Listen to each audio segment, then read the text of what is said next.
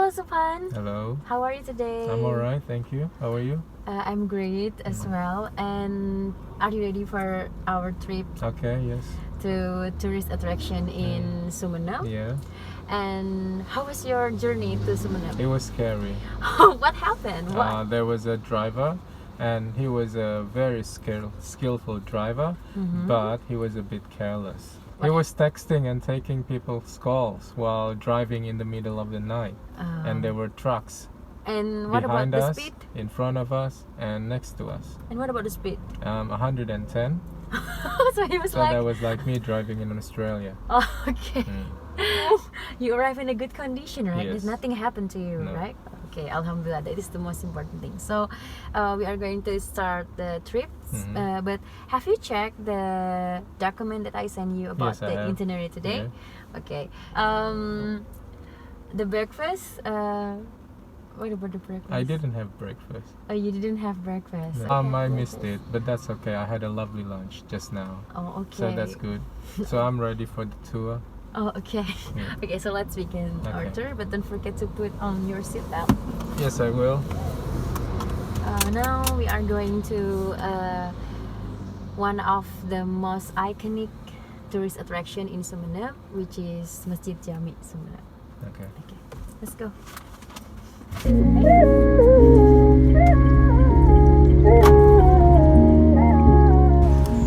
Okay, now we are in the Great Mosque of Sumenep, and it is located in the front of Alun-Alun or Taman Adipura, Kabupaten Sumenep. This Great Mosque of Sumenep, which we call Masjid Jami in Bahasa, it used to be a different mosque which is renovated to be the Great Mosque of Sumenep.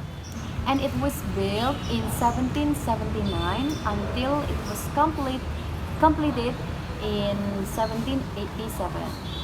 So now we call this mosque by the Great Mosque.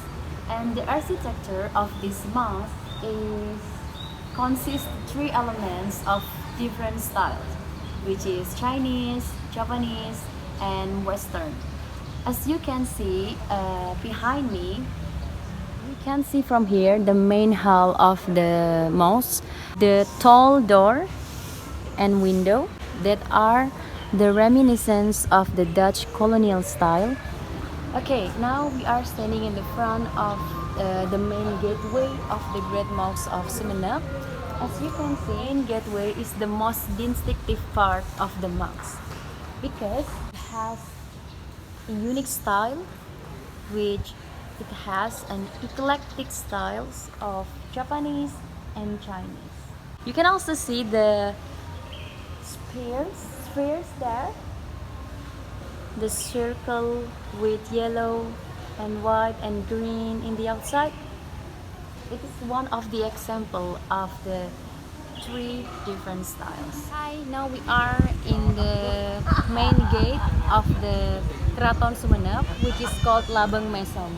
This is the gate, and we are going to enter the gate to see what is the inside of the Keraton Sumenep. So I'm going to explain to you why we call this gate Labang Mesem. Labang in Bahasa Madura, which means door, and Mesem in Bahasa Madura, which means smile. So this is the smiling door. Why we call this? They used to call this a smiling door? Because when there were visitors to visit the temple, the guard used to smile to welcome them. So it's like the culture that they have to do when they are welcoming a guest. Now we are in the Keraton of Sumenep, and the place that we are standing now is the Pendopo Agung, which used to be the place for the court royals and the members to hold meetings and family gathering. And you may walk around to see everything. The room that we are standing behind me, the room behind me is the bedchamber of the king of Keraton Sumenep. This is the Keraton Sumenep. So that's the museum? Yes, not really the museum. I think the museum is in the front of the Keraton Sumenep, but Which is that one? yeah, that one. And this building actually they keep the heritage of Keraton Sumenep. So there are also sale. There are kitchen utensils and there are mirrors and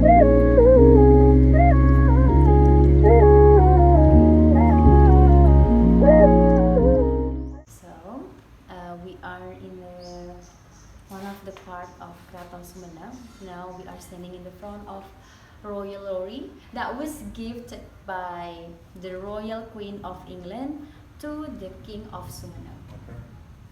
So there is a giant mirror next to the exhibition room of Keraton Sumenep. Where is the exhibition room? The location is in the right side of Keraton Sumenep. And they said that this is the magic mirror because if you look at yourself in front of the mirror, your beauty will last forever. Jadi, you will handsome forever. And this is the exhibition of Keraton Sumenep. As you can see, there are many stuff like accessories that used to wore by the queen and princess of Sumenep. And the room where I'm standing now is the place where they keep the weapon. So as you can see, there are not this one, there is the Holy Quran. There are keris and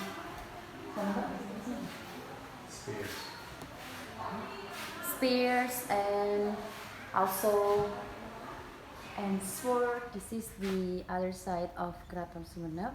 Here we can see the statues of Brahmana and Buddha and so on. So this is the skeleton of whales. Alright guys, we already visit the Keraton of Sumenep. Now it's time for us to have a lunch and it's time for me also to pray to her. So see you.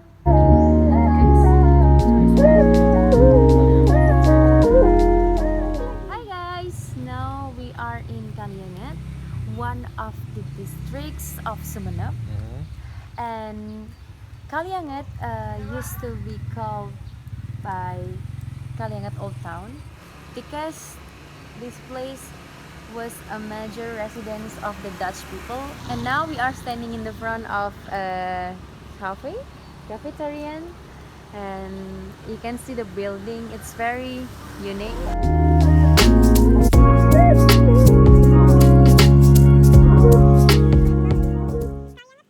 Kalianget Old Town used to have cinema and ballroom that were used by the Dutch people to dance and to watch movies. As you can see from the architecture, it's very unique and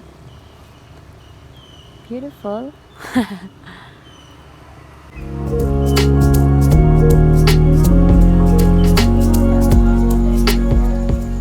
Guys, have already arrived at Kaldu Soto Kalianget.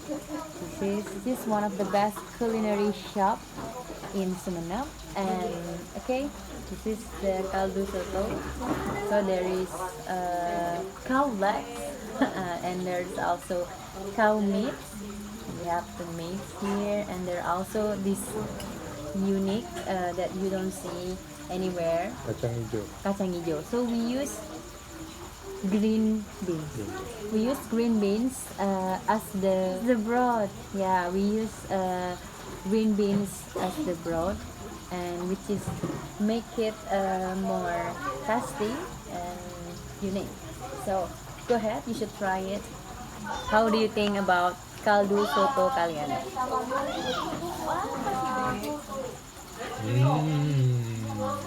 What? Apa kita nih? I said, No, give us more explanation about It's good. It's good. It's good, alhamdulillah. Okay guys, so bon appetit. When you say cheers, you have to say cheers. Drink one. Cheers. Now we are having the coconut water. he don't like the flash because he enjoyed water, but I like both of them.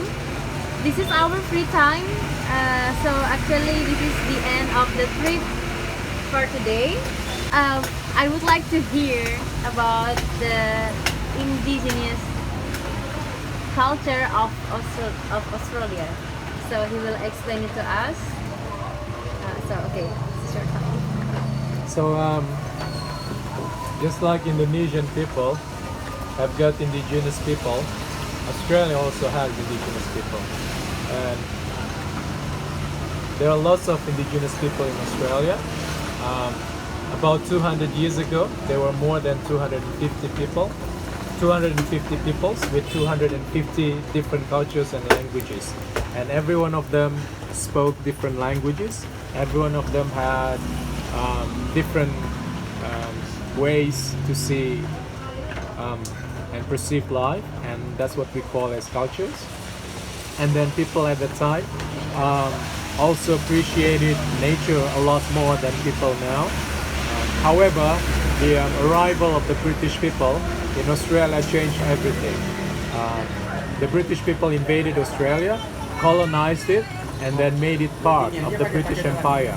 And that happened for hundreds of years. And as a result of that occupation, then there was a policy of the Australian government of the British people that enslaved the Aboriginal people. And that came to a point of the enslavement came to a point of extermination of the people. So lots of indigenous people were killed, right? Lots of indigenous people were slaughtered, others were killed, and the children had to be brought up, separated from their parents, and they had to live without their parents. It was a cruel policy happening for many decades, and they maintained this policy, arguing that we have to do it in order to maintain the sovereignty of the British Empire.